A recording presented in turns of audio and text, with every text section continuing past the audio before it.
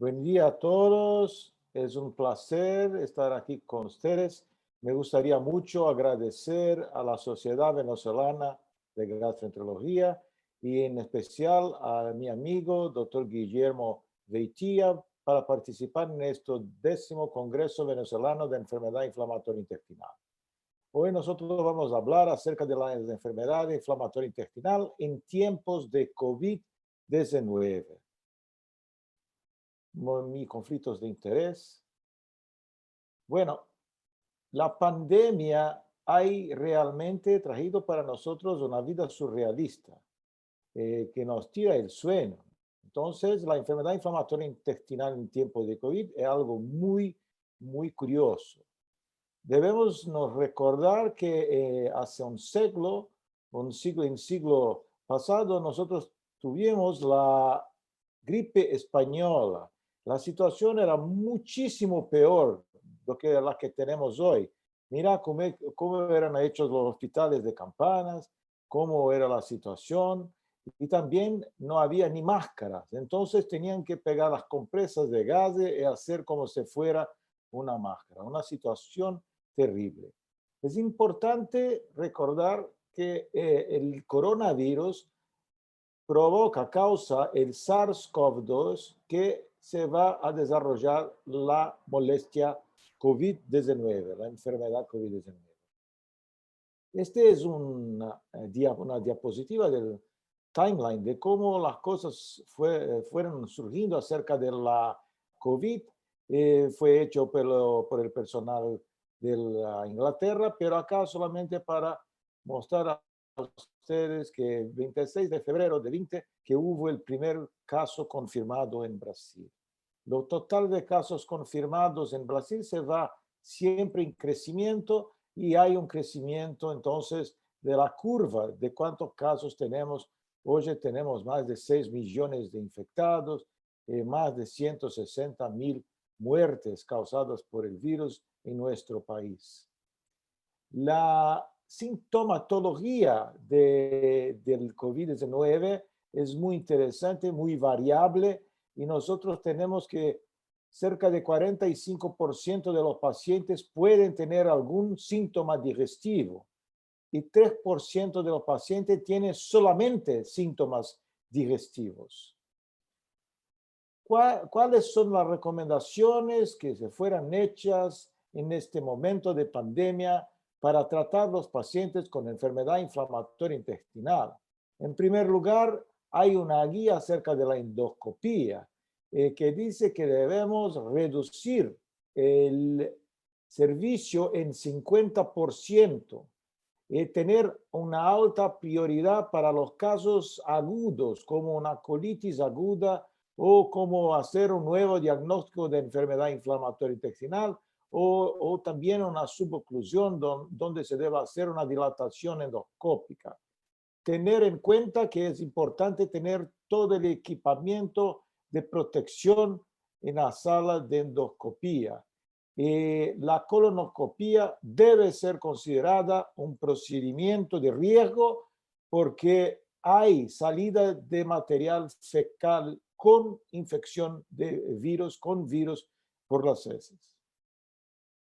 Acerca de los centros de infusiones, donde reciben las medicaciones biológicas, es importante separar el centro de infusión de otros departamentos del hospital para reducir la contaminación. Y también se consideran las infusiones más rápidas, aquellas que en general hacemos en 2 horas, hacerlas en 1 hora solamente.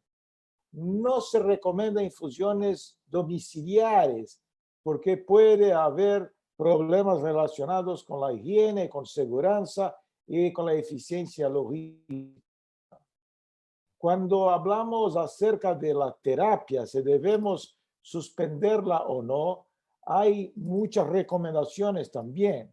Entonces, mira aquí, la medicación debe ser recomendada en pacientes que tuvieran la confirmación de la enfermedad, pero que no tuvieran ningún síntoma 10 días después del diagnóstico. Entonces, si el paciente no tiene síntomas, 10 días. En el paciente que tiene síntomas, 10 días que se pasaron desde el diagnóstico y al menos 3 días sin ningún síntoma. El paciente completamente recuperado de su enfermedad. Para los pacientes que tienen un cuadro más grave, la situación es muy individual y el médico decide el mejor momento para reponer entonces la medicación. Entonces acá está en destaque todo esto que yo acabo de decir, que los pacientes graves entonces es apropiado que el médico decida por su cuenta. Acá es una diapositiva que muestra todo un resumen de todo. Entonces, cuando recomenzar la medicación en los pacientes. 10 días cuando no tiene síntomas, entonces 10 días del inicio de la enfermedad, 10 días y 3 días sin síntomas en pacientes con cuadro leve, estos 3 días sin fiebre, sin dolor, sin síntomas respiratorios, sin tos, sin dispnea, sin nada. Y en los casos más graves, ahí sí el médico tiene que decidir que tiene que esperar un poco más hasta que el paciente tenga una recuperación completa. Se puede también hacer testes y verificar 2 testes de RT-PCR para COVID negativos con intervalo al menos de 24 horas entre los dos. Con la pandemia nosotros desarrollamos mucho la telemedicina. Y la telemedicina hicimos entonces por el IOABD una encuesta para verificar los gastroenterólogos, cuántos la utilizan. Y fue algo muy interesante para verificar cómo que está la telemedicina en el mundo. Pero el gran problema de la medicina es que muchas veces no hay reembolso. Entonces, el médico no quiere hacer la telemedicina porque no tiene una remuneración adecuada para su consulta. Este es una encuesta que fue hecha en varios países del mundo, como se puede verificar aquí, y donde están utilizando la telemedicina. Y acá ustedes pueden verificar arriba que anteriormente a la pandemia era muy poco usada, prácticamente cero, la videoconsulta, y después se fue desarrollando la videoconsulta con mucho más regularidad. Verifica que acá la gran mayoría tenía consultas presenciales y acá casi nadie hacía consultas presenciales. Entonces, la telemedicina es una buena opción, pero hay que tener algunas reglas para hacerla. Tenemos que escoger una plataforma que sea segura y privada, porque hay el sigilo médico. También que cumpla con las órdenes del gobierno, de las regulaciones gubernamentales para telemedicina, y que sea fácil, práctica para el paciente, ¿no? Entonces, es interesante que la haga en un espacio que tenga silencio, que no haya mucho ruido, que sea privado y que no haya distracción con otras cosas. Es muy difícil obtener el examen físico, ¿no? En la verdad es imposible tener examen físico, entonces la historia clínica debe ser mucho más minuciosa, mucho más bien hecha. Y siempre cuando una plataforma se falla, cuando no se puede llevar hasta el final, puede convertir para la FaceTime, WhatsApp o otra, o quizás un telefonema también. Muy bien, es muy importante acerca del personal del grupo de enfermedad inflamatoria que se intente mantener la cohesión del team, que no se dispense nadie, porque es algo muy provisorio que nosotros tenemos, que es temporal, es una pandemia, se va, con suerte se va embora y nosotros necesitamos nuestro equipo siempre junto. Tenemos que tener todas las reglas, pero mantener a todos juntos. Yo participo del grupo de Secure IBD, que es un registro acerca de los pacientes que desarrollan el COVID-19 y que tienen enfermedad inflamatoria intestinal. La idea de desarrollar este grupo es porque la COVID-19 rápidamente se tornó una pandemia. Cerca de 80% de los pacientes tienen alguna comorbilidad y la enfermedad inflamatoria intestinal en general es tratada con medicamentos inmunosupresores que pueden aumentar el riesgo de infección. Entonces, estas son las razones para que nosotros queríamos verificar o qué ocurre en pacientes con enfermedad inflamatoria intestinal que adquieren el COVID-19. Entonces, el objetivo era exactamente este, y verificar los datos de edad, de comorbilidades, las características de la enfermedad inflamatoria y el desfecho, el outcome final.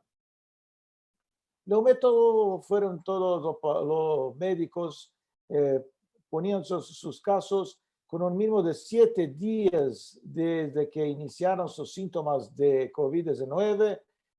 Los datos eran colocados en la plataforma, muy fácil, no hay ninguna dificultad, es muy tranquilo. Tuvimos los datos acerca de necesidad de respiradores, de hospitalización, de mortalidad y todo. Este fue el resultado preliminar que voy a mostrar. Se fue publicado en la revista Gastroenterology basado en 525 casos de 33 diferentes países, una media de edad de 41 años. Mira, acerca de la edad, es de verdad el más grande factor de riesgo. Entonces, como puede ver, acima de los 60 años, todos los que tienen más de 60 años tienen un riesgo mayor de tener necesidad de hospitalización, muerte y necesidades de terapia intensiva y ventilación. Una otra cosa acerca de las medicaciones. Hubo un aumento principalmente en uso de corticoides sistémicos, orales. Entonces, hay un aumento también en algunos que estaban con sulfamesalacina, pero mucho menos en términos percentuales cuando verificados con los corticoides orales. Acá, haciendo un análisis multivariable, se verificó que la verdad, la edad es algo muy importante y los corticoides sistémicos. También una otra cosa son las comorbilidades. Las limitaciones de este estudio son que el amostraje es conveniente, pero muy simple, porque solamente incluye los casos confirmados. Entonces, los casos que no tenían la posibilidad de realizar los testes diagnósticos no fueron incluidos. Entonces, solamente confirmados.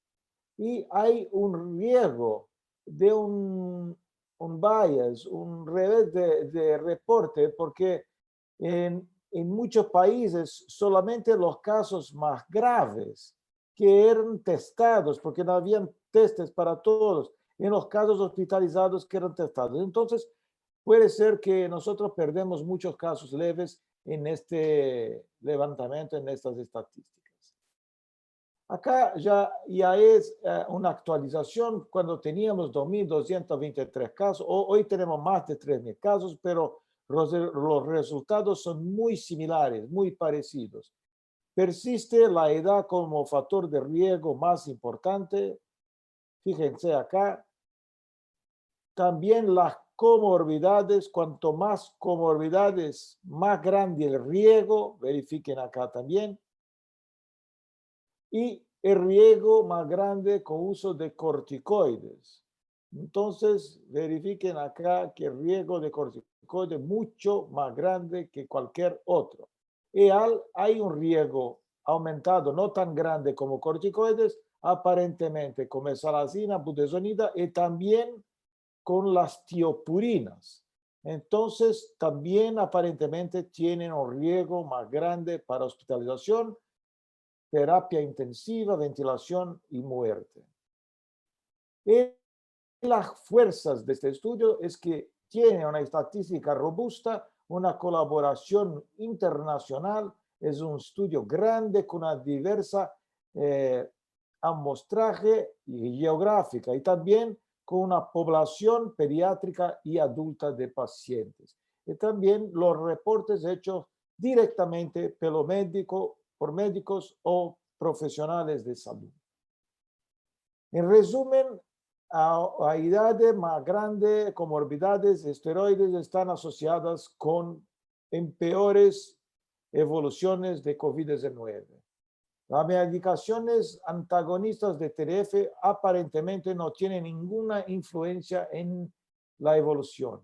Más datos son necesarios para ver las otras clases como mesalazina, sulfasalazina y las tiopurinas. Un poco más acerca de las mesalazinas. Cuando comparadas con TNF inhibidores, ellas positivamente tienen un riesgo de hospitalización y muerte más grande. Cuando hablamos de la terapia anti-TNF, monoterapia combinada con inmunosupresores tiopurínicos, la combinación comparada con monoterapia estaba positiva asociada con una empeora de la evolución. Entonces, el anti-TNF monoterapia es más interesante para uso en la época de pandemia do que la terapia combinada con tiopurinas. Acá es un gráfico, entonces, que muestra acá la monoterapia con riesgo bajo, la tiopurina con riesgo más grande, la combinación con riesgo casi igual acá, un poquito menos. Debemos verificar la presencia de serología para SARS-CoV-2 en todos los pacientes que van a utilizarse de biológico. No, esto no es necesario. Entonces, los datos preliminares del SecureIBD mostraron que anti-TNF y las antiinterleucinas no empeoran el curso, la evolución en cuanto a los corticoides sí. Entonces, pacientes que van a desarrollar, pacientes con enfermedad inflamatoria intestinal, que van a desarrollar la enfermedad y que no tienen síntomas de COVID-19, no tienen que hacer un screening de SARS-CoV-2, no hay esta necesidad, es desnecesaria. Yo quería hablar un poquito acerca de vacunas, cómo son hechas las vacunas. Entonces, mira, hay vacunas que son hechas con el propio virus atenuado o inactivado. Hay otras vacunas que son hechas con una parte del virus, en el caso de cólera, con la espícula del virus, la proteína espicular. Hay con proteínas otras, pero la gran mayoría con la espícula del coronavirus. Hay otras vacunas que son las vacunas genéticas, que se utilizan de RNA y RNA. Ahora hay muchos que están saliendo con el RNA mensajero y que sirven de vacunas. Son las vacunas llamadas genéticas o de ingeniería genética. Y hay las vacunas donde hay un otro agente viral que sirve como hospedero y se pone entonces parte del virus, del coronavirus, en el virus hospedero, que puede ser un virus de gripe o de una influenza o de sarampo, y entonces ellos sirven como agente para desarrollar los anticuerpos. Es muy importante que solamente un pequeño número de vacunas son vacunas donde hay el virus atenuado y que puede representar un riesgo para pacientes inmunosuprimidos. Entonces, la gran mayoría de vacunas que tenemos en producción y desarrollo para el COVID-19 son vacunas que podrán tranquilamente ser ministradas para todos los pacientes con enfermedad inflamatoria intestinales que utilizanse de medicamentos biológicos o inmunosupresores. Yo quería solamente terminar con esto. Es una diapositiva que muestra la preocupación de los médicos que hay en distintas partes del mundo. Entonces, mira, esta fue una encuesta muy grande, una verificación muy grande con cerca de 475 médicos respondedores de la encuesta. Y que es muy importante que todos los médicos tienen sus angustias y sus preocupaciones en el mundo. Pero es muy interesante que los gastroenterologistas de países menos desarrollados están mucho preocupados con el tratamiento, con los cuidados directamente relacionados con los pacientes con enfermedad inflamatoria intestinal, como el acceso a medicación, obtener la medicación de alguna manera, tratar al paciente.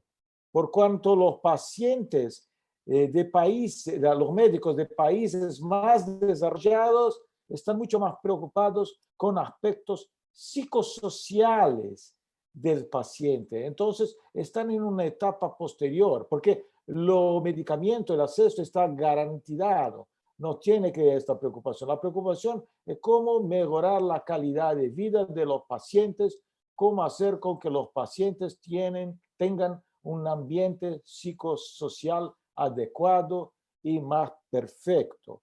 Entonces, es muy importante, tenemos en mente que en nuestra región nosotros todavía aún estamos en una fase de obtener la medicación para tratar los pacientes. Necesitamos llegar al punto de pensar en cosas más importantes muchas veces, que es la manera de cómo el paciente tener una calidad de vida perfecta. Dejarnos de nos preocupar solamente con la medicación, que en el momento es nuestra mejor preocupación. Yo quería agradecer nuevamente y dar un abrazo a todos ustedes. Muchísimas gracias por la atención.